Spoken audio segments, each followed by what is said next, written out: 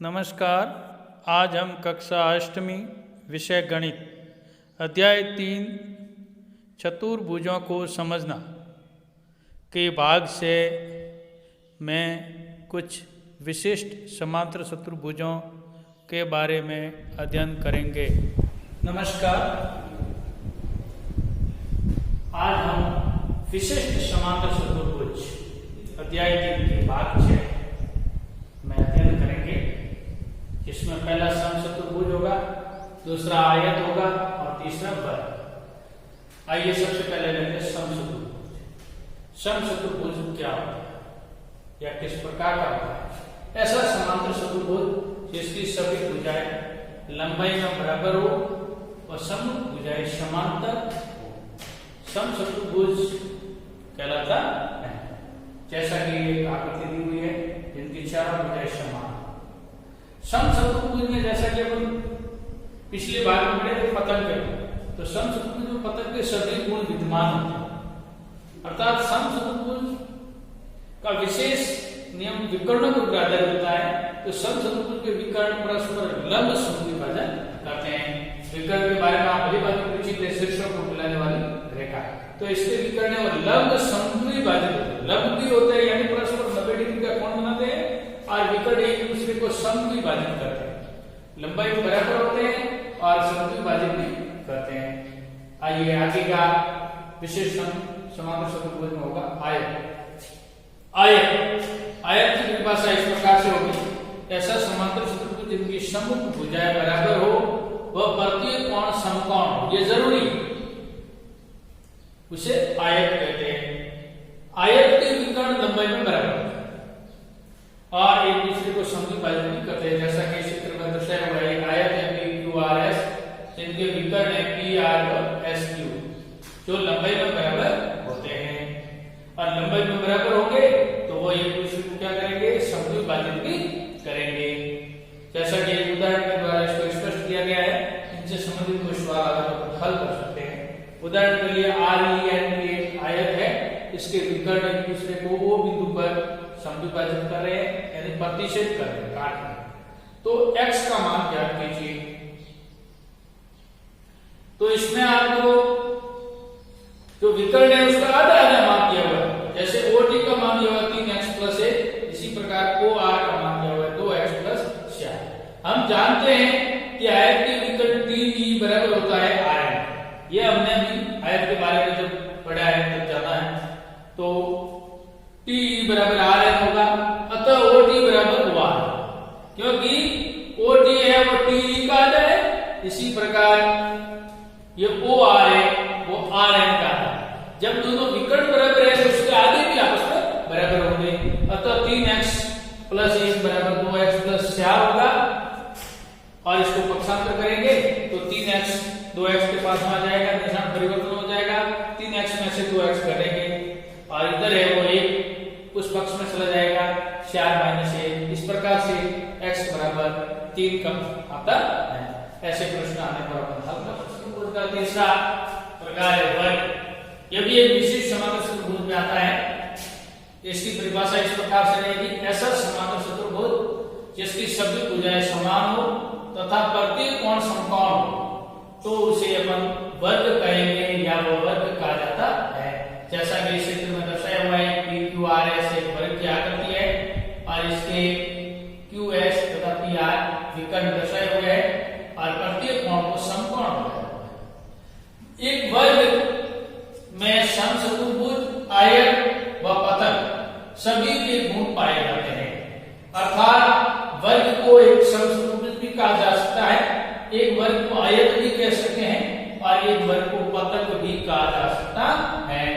वर्ग के विकर्ण लंबाई में बराबर होते हैं, वह एक दूसरे को लंब समद्विभाजित करते हैं। इस प्रकार से विकर्ण PR बराबर QS होता है। इसी प्रकार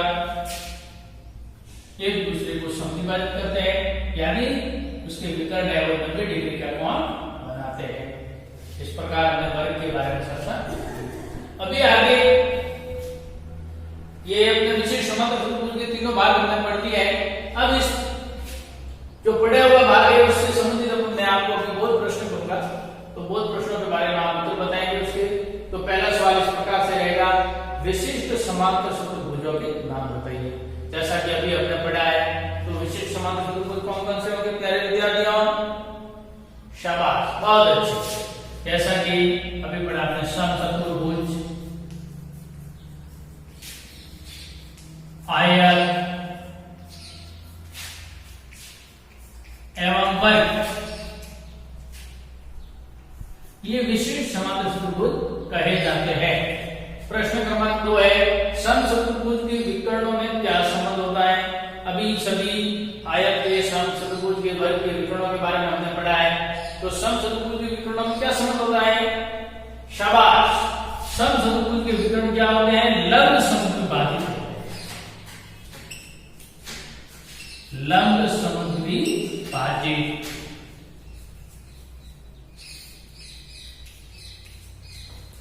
प्रश्न क्रमांक 3, वर्ग किसे कहते हैं?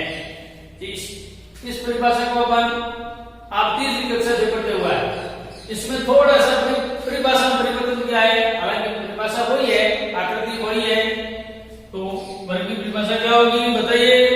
शाबाश, ऐसा समांतर चतुर्भुज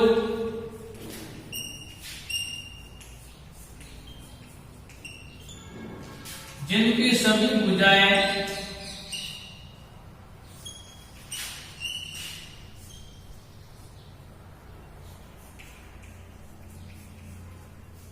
समान व प्रत्येक कोण समकोण, कैसा हो? समकोण हो। शाबाश, बहुत अच्छा। जिनका प्रत्येक कोण समकोण हो और सभी भुजाएं समान। प्रश्न क्रमांक 4, क्या एक समांतर चतुर्भुज को वर्ग कह सकते हैं? हाँ या ना में उत्तर दीजिए, बताइए। शाबाश, एक समांतर चतुर्भुज को वर्ग नहीं कह सकते। कारण बताइए क्यों नहीं कह सकते हैं? बहुत अच्छे। यानी एक समांतर चतुर्भुज को वर्ग नहीं कह सकते हैं, कारण आपके द्वारा आया क्योंकि समांतर चतुर्भुज में प्रत्येक कोण समकोण होना कोई जरूरी नहीं है। अर्थात समांतर चतुर्भुज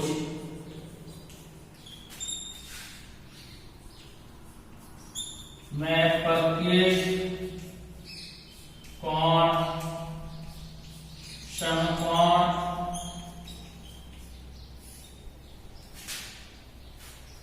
होना जरूरी नहीं है। शाबाश, बहुत अच्छी बात। इस तरीके से हमने बहुत प्रश्नों का अध्ययन किया, आपके द्वारा उत्तर बताए गए। अब मैं आपको अभ्यास प्रश्न कुछ लूंगा, गृह कार्य, जिनको आप अपनी कॉपी में हल करेंगे।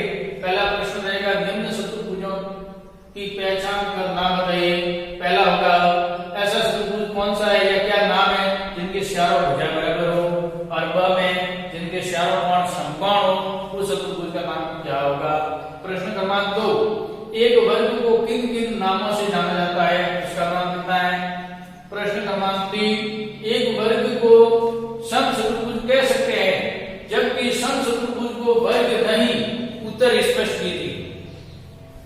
प्रश्न क्रमांक 4, कथन सत्य या असत्य है बताइए। यानी आपको कुछ कथन दिए गए, वो सत्य में है या असत्य में, उसको बताना है, स्पष्ट भी करना है। सभी आयत वर्ग होते हैं, क्या होते हैं? अगर होते हैं तो सत्य लिखना, नहीं होते हैं तो असत्य। इसी प्रकार प्रश्न क्रमांक इसका 2 होगा, शब्द का सभी समचतुर्भुज पतंग होते हैं। अगर होते हैं तो लिखना हाँ, नहीं होते हैं यानी सत्य, नहीं होता तो असत्य। इस प्रकार से इस अभ्यास प्रश्नों को अपनी अभ्यास पुस्तिका में लिखेंगे, हल करेंगे।